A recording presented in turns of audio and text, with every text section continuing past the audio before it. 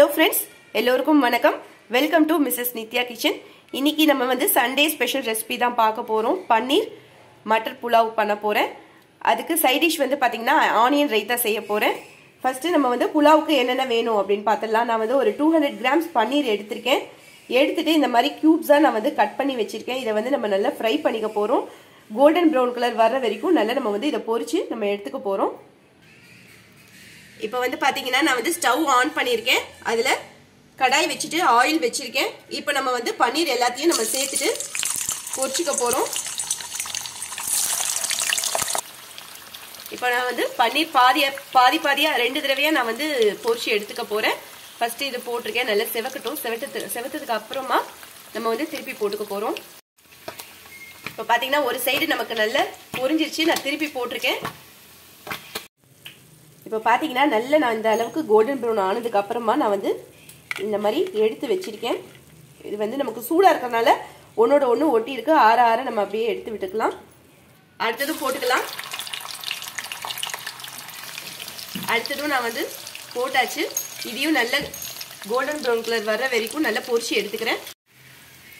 இப்போ பாத்தீங்கன்னா நல்ல கோல்டன் ப்ரௌன் கலர் வந்துருச்சு. இதை வந்து அப்படியே நம்ம எடுத்துட்டு இந்த அளவுக்கு கோல்டன் ப்ரௌன் கலர் வரணும். அப்பதான் நல்லா இருக்கும். நல்லா ஃப்ரை ஆகி வரணும். இதை ஒரு பிளேட்ல நான் எடுத்துடுறேன். இப்போ நான் வந்து எல்லா பன்னீரையுமே நான் இந்த மாதிரி பொரிச்சு எடுத்தாச்சு. இதை நான் அப்படியே தனியா வச்சிடுறேன். இந்த மட்டர் புலாவுக்கு அரைக்க வேண்டிய ஐட்டம் என்னென்ன அப்படிங்கறதையும் பார்த்துடலாம். நான் வந்து மிக்ஸி ஜார் எடுத்திருக்கேன். அதுல ஒரு கைப்பிடி அளவுக்கு கொத்தமல்லி, நான் வந்து தண்டு இலசா இருந்தனால தண்டோட சேர்த்து நான் வந்து சேர்த்துக்கிறேன். இது கூடவே ஒரு கைப்பிடி அளவுக்கு புதினா, ஃப்ரெஷ்ஷான புதினாவா பார்த்து அதையும் நான் ஆஞ்சு எடுத்து வச்சிருக்கேன். அதையும் இதோட சேர்த்துடுறேன். ஒரு சின்ன துண்டா 2 துண்டு அளவுக்கு நான் இஞ்சி சேர்த்திருக்கேன். காரத்துக்கு ஒரே ஒரு பச்சை மிளகாய், நாட்டு பூண்டா ஒரு 15 பூண்டு வரைக்கும், நான் சின்னதா இருக்கிறதுனால நான் 15 பூண்டு வரைக்கும் எடுத்திருக்கேன். அதையும் நான் இதோட சேர்த்துறேன். இது கூட ஒரு ஸ்பூன் அளவுக்கு சோம்பு, கூடவே ஒரு 3-4 துண்டு தேங்காய் எடுத்து பொடிசா கட் பண்ணி வச்சிருக்கேன். அதையும் நான் இதோட சேர்த்துடுறேன். ஃபர்ஸ்ட் இதை வந்து நல்ல பல்ஸ் மோட்ல வச்சுட்டு ஒரு திருப்பிட்டு தண்ணி விட்டு நல்ல நைஸ் பேஸ்டா நான் வந்து அரைச்சிடுறேன். இதுல காரத்துக்கு நான் ஒரே ஒரு பச்சை மிளகாய் தான் சேர்த்திருக்கேன். உங்களுக்கு காரம் கூட வேணும் அப்படின்னா நீங்க 2லேருந்து 3 பச்சை மிளகாய் வரைக்கும் கூட சேர்த்துக்கலாம். இதை வந்து நல்ல நைஸா நான் அரைச்சிடுறேன். இப்போ பாத்தீங்கன்னா நல்ல நைஸ் பேஸ்டா நான் வந்து அரைச்சாச்சு. எல்லாமே நல்ல நமக்கு அரைஞ்சிருக்கணும். பச்சை மிளகாய், தேங்காய், நம்ம போட்ட இஞ்சி பூண்டு எல்லாமே நல்லா அரைப்பட்டு வந்துருச்சு.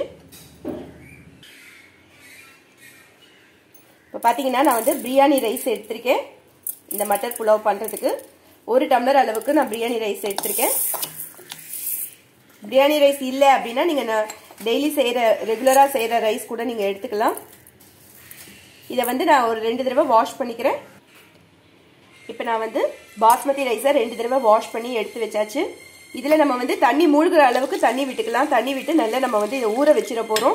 ஒரு 20 நிமிஷம் வரைக்கும் நம்ம இதை வந்து ஊற வச்சிடலாம். அப்பதான் நமக்கு வந்து அந்த பிரியாணிக்கு வந்து நல்லா இருக்கும், வெந்து நல்லா இருக்கும். இந்த பன்னீர் மட்டர் புலாவுக்கு நான் என்னென்ன காய் சேர்க்கிறேன் அப்படிங்கறதையும் பார்த்துடலாம். நான் வந்து பெரிய வெங்காயம் 2 வெங்காயம் எடுத்துட்டு நான் இந்த மாதிரி ஸ்லைஸா நான் வந்து நீட்டா கட் பண்ணி வச்சிருக்கேன். இந்த பிரியாணியை பொறுத்த வரைக்கும் நம்ம இந்த மாதிரி கட் பண்ணாதான் நமக்கு டேஸ்ட் வந்து நல்லா இருக்கும். இதுக்கு அடுத்ததா நல்ல பெரிய கேரட்டா ஒரு கேரட் எடுத்துட்டு தோல் சீவிட்டு நீட் வாக்குல நான் வந்து கட் பண்ணி வச்சிருக்கேன். உங்களுக்கு எந்த சைஸ்ல வேணுமோ நீங்க அந்த சைஸ்ல நீங்க வந்து கட் பண்ணிக்கலாம். இதுக்கு அடுத்ததா உருளைக்கிழங்கு எடுத்திருக்கேன். மீடியம் சைஸ்ல 2 உருளைக்கிழங்கு எடுத்துட்டு தோல் சீவிட்டு நான் வந்து இந்த மாதிரி பெரிய துண்டா எடுத்து கட் பண்ணி நான் வந்து அதை தண்ணியில போட்டு வச்சிருக்கேன். அப்பதான் நமக்கு நல்ல நிறமா இருக்கும். அதுக்காக 1 கப் அளவுக்கு நான் வந்து பீஸ் எடுத்திருக்கேன். நான் வந்து ஃப்ரோசன் பீஸ் தான் எடுத்திருக்கேன். அதனால நம்ம வந்து டைரக்டா சேர்த்துடலாம். காய் பட்டாணி எடுத்திருக்கேன். இதே இது நீங்க பயிர் பட்டாணி, உங்களுக்கு காய் பட்டாணி கிடைக்கல, நம்ம வந்து பயிர் பட்டாணி எடுக்கணும் அப்படின்னா நீங்க வந்து ஒரு 8 மணி நேரம் நீங்க ஊற வச்சுட்டு அதுக்கப்புறம் தான் நம்ம வந்து சேர்த்துக்கணும். நம்ம பயிர் பட்டாணி போடுறதை விட இந்த பட்டாணி போட்டாதான் நமக்கு டேஸ்ட் வந்து நல்லா இருக்கும். முடிஞ்ச வரைக்கும் நீங்க இந்த பட்டாணி போட்டு நீங்க செஞ்சு பாருங்க. இப்போ நான் இதை வந்து 1 பாட் ரெசிபியா நான் வந்து ப்ரெஷர் பேன்ல தான் செய்ய போறேன். அதுக்கு நான் வந்து பேன் வச்சிருக்கேன். அதுல ஒரு 2லேருந்து 3 ஸ்பூன் அளவுக்கு குக்கிங் ஆயில் விட்டுருக்கேன். நமக்கு சூடாயிடுச்சு. இது கூட வாசனைக்காக 1 ஸ்பூன் அளவுக்கு 1லேருந்து 2 ஸ்பூன் அளவுக்கு நெய் சேர்த்துக்கலாம். நெய்ல வதக்கும் போது டேஸ்ட் ரொம்ப நல்லா இருக்கும். இப்போ நான் வந்து ஒரு பிரிஞ்சி லீஃப் எடுத்துக்கிறேன். 2 கிராம்பு, 2ல இருந்து 3 துண்டு பட்டை, இதுக்கு அடுத்ததா 2 ஏலக்காய். இப்போ நமக்கு இந்த பிரிஞ்சி லீஃப் பட்டை எல்லாம் நல்லா ஒரு வாசனை வந்துருச்சு. ஒரு 2 நிமிஷம் நல்லா வதக்கி விட்டாச்சு. இப்போ நம்ம எடுத்து வச்சிருக்கிற வெங்காயத்தை சேர்த்துடலாம்.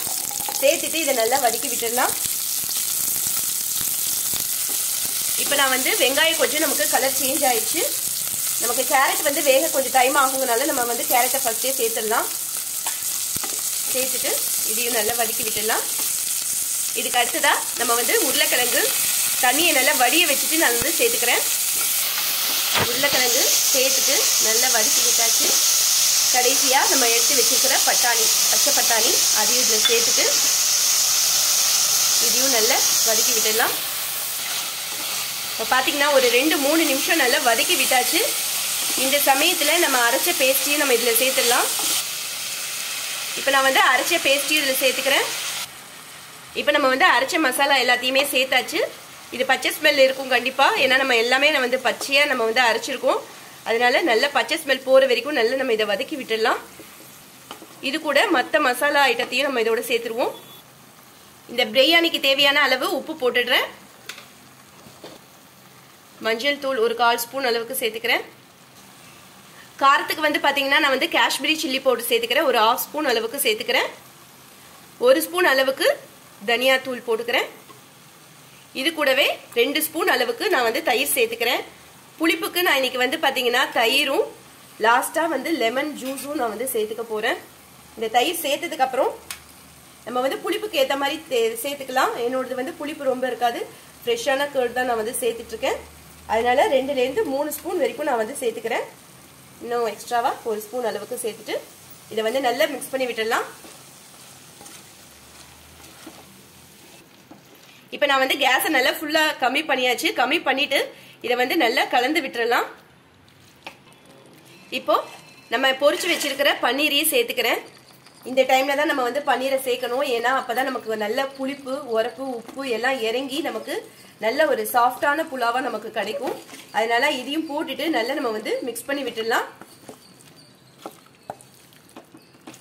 இந்த மட்டர் புலாவை பொறுத்த வரைக்கும் பன்னீரை இந்த மாதிரி ஃப்ரை பண்ணி போட்டோம்னா தான் நமக்கு நல்ல சாஃப்டாகவும் இருக்கும், டேஸ்ட்டும் ரொம்பவே நல்லா இருக்கும். நல்ல பச்சை ஸ்மெல் போற வரைக்கும் ஒரு 1ல இருந்து 2 நிமிஷம் வரைக்கும் நல்லா நம்ம வந்து மிக்ஸ் பண்ணி விட்டுடலாம். இப்போ இந்த அரிசி வந்து பாத்தீங்கன்னா ஒரு 20 நிமிஷம் ஆயிடுச்சு, நல்லா ஊறி வந்துருச்சு. இப்போ நான் வந்து இந்த தண்ணி எல்லாத்தையும் வடிய வச்சிடுறேன். இப்போ வந்து பாத்தீங்கன்னா நல்ல ஒரு பச்சை ஸ்மெல் போய் நல்ல நம்ம மசாலா எல்லாமே நம்ம வந்து மிக்ஸ் பண்ணி விட்டாச்சு.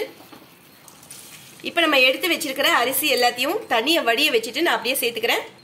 இப்போ பாத்தீங்கன்னா நான் வந்து 1 டம்ளர் அளவுக்கு பாஸ்மதி ரைஸ் எடுத்திருக்கேன். அதுக்கு அளவு வந்து பாத்தீங்கன்னா 1.5 டம்ளர் அளவுக்கு நம்ம விட்டோம்னா நல்ல நமக்கு போல போலன்னு நல்லா கரெக்டா இருக்கும். இப்போ நான் வந்து 1.5 டம்ளர் அளவுக்கு தண்ணி சேர்த்துக்கிறேன்.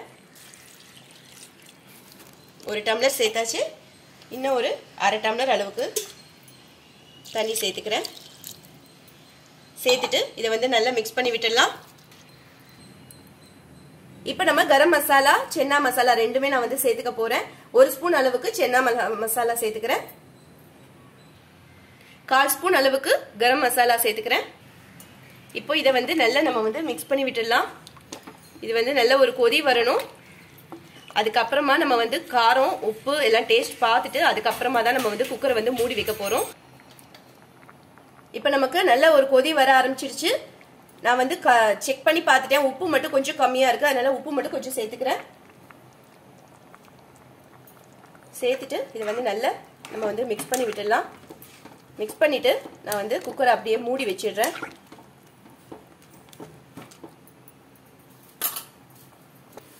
இப்போ நான் வந்து குக்கரை மூடி வச்சிடுறேன். நமக்கு வந்து ஒரு 2 விசில் வரணும். 2 விசில் வந்து நம்ம வந்து ஆஃப் பண்ணிக்க போறோம். இதுக்கு அடுத்ததான் நம்ம பார்க்க போறது ஆனியன் ரைத்தா. அதுக்கு நான் பவுல்ல வந்து ஒரு 4 ஸ்பூன் அளவுக்கு தயிர் சேர்த்திருக்கேன். நல்ல ஃப்ரெஷ்ஷான கெட்டியான தயிரா நம்ம வந்து சேர்த்துக்கலாம். இது கூட நம்ம எடுத்து வச்சிருக்கிற கேரட்டையும் சேர்த்துடுறேன். இது கூட நான் வந்து வெங்காயத்தையும் பொடிசா கட் பண்ணிட்டு அதையும் இது கூட சேர்த்துக்கிறேன்.